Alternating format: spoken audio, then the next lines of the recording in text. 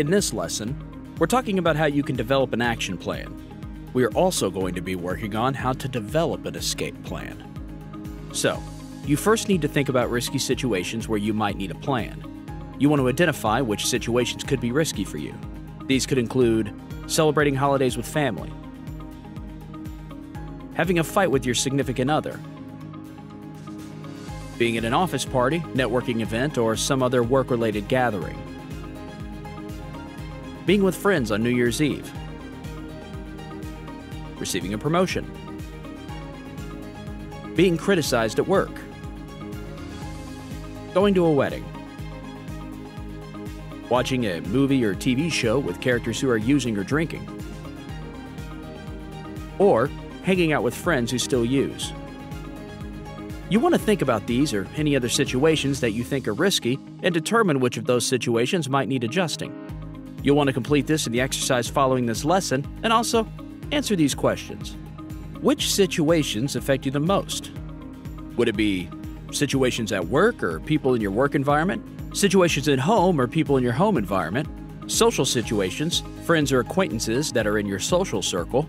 Family situations? Do you have issues with certain family members who make you more vulnerable to relapse? Do particular holidays, birthdays, anniversary, or certain seasons during the year impact you more than others? Knowing what these risky situations are is the first step that'll help you stay aware and curious about them. What do you need to do about them? Well, you want to avoid risky situations as much as you possibly can. And when you can't avoid them, you want to create a solid relapse recovery plan around them. The first part of an action plan is to assume you're at risk to relapse. Dismissing the likelihood of a relapse is dangerous. It's better to assume that you need a safety plan and to make one in advance to prepare for something that may come up. To start, you want to role play or practice drug refusal skills with friends or a therapist. Being able to say, "No, thank you," when someone offers you drugs and alcohol will help you move along that portion of the conversation a lot more quickly and easily. You then want to decide who you will call if you need assistance. It's best to plan ahead so you know who's available for you and who would be able to pick up the phone in case you needed them. Which strategies or tools have you used in the past to successfully ride out a craving to use? What are your distraction techniques? How do you surf the urge? You need to be thinking about all those questions ahead of time so when your cravings show up, you'll have a way to handle them. What are the 3 things you can do to distract yourself while you're waiting for them to pass? Know those ahead of time. If you were in a social situation where other people are using, what will you say if someone offers you drugs and alcohol? Imagine you decide to relapse. What are the potential negative consequences you would experience? List all the ways that you would have benefited from sobriety. Think about how you've grown and how your life has become more satisfying since you stopped using.